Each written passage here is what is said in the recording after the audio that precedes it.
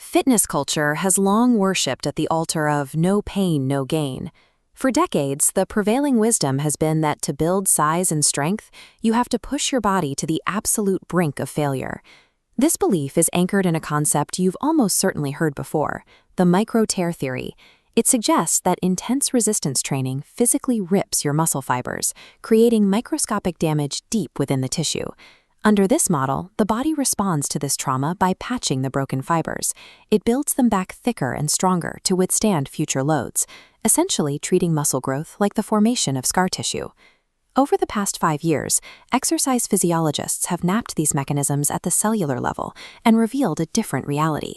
The data shows that repairing muscle damage and growing new muscle operate on completely separate biological pathways. When you cause significant damage to your muscle fibers, you create a competition for resources. The body is forced to prioritize simple structural repair, returning the muscle to baseline, leaving fewer metabolic assets available for the actual expansion of tissue. If destroying muscle fibers isn't the trigger for physical growth, we have to look for the specific cellular mechanism that actually forces the human body to synthesize new tissue. The primary driver of muscle growth is mechanical tension. This occurs when a muscle fiber is forced to overcome a heavy physical load. Your muscle cells are equipped with specialized mechanosensors embedded in their membranes. When you lift a heavy weight, these sensors physically warp and stretch. They detect that structural pulling and immediately translate the mechanical force into chemical signals.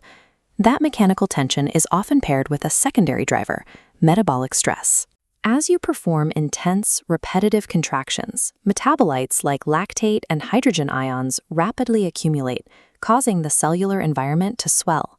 This buildup restricts blood flow and creates a localized, low-oxygen environment within the muscle. That restriction serves as an additional emergency signal, forcing the cell to adapt to these extreme conditions. But structural tension and chemical stress are simply the signals. They are the alarm bells that wake up the body's true master controller. That controller is a regulatory pathway known as mTOR. Think of mTOR as the biological foreman of the cell, standing by to receive the signals generated by your workout. Your body is constantly breaking down muscle proteins. When mTOR is activated, it overrules that baseline degradation, shifting the cell's net protein balance and triggering protein synthesis.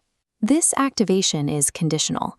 mTOR monitors the cell's environment, only signaling for synthesis when it detects both the tension signals from training and a sufficient supply of cellular energy. Without these specific conditions being met, no amount of physical exhaustion will result in the creation of new tissue. Once the order for synthesis is given, the body calls upon its dormant biological workforce, satellite cells.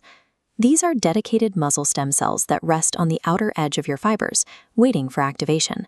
Through a process called myonuclear accretion, these satellite cells multiply and fuse with the existing muscle fiber. As they merge, they donate their own nuclei to the main structure, providing the cellular infrastructure needed to support a larger muscle volume. This mechanism is the biological basis for muscle memory. If you stop training, your muscle tissue shrinks as it atrophies, but the nuclei donated by the satellite cells are permanently retained inside the fiber.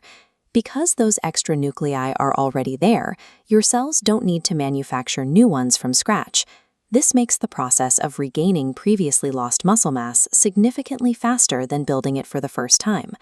This biological workforce effectively alters the architectural blueprint of the cell.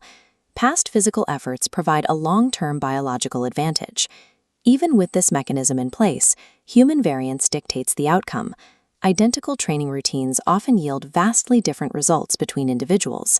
Physiological differences between high responders and low responders often come down to genetic variations in how aggressively satellite cells activate or how efficiently the cell can manufacture the ribosomes that build the actual proteins.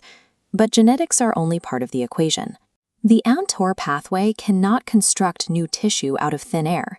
It requires a steady supply of raw materials, specifically essential amino acids like leucine, which act as the physical building blocks. Genetic potential and perfect mechanical tension are useless if the body is not supplied with the specific chemical bricks required to execute the blueprint. We can finally move past the idea that the human body requires crude destruction to improve itself. Muscle growth isn't about tearing your tissues apart to build scar tissue. Instead, hypertrophy is a coordinated sequence of mechanical detection, chemical signaling, and cellular fusion. To force the body to adapt, you do not need to destroy it.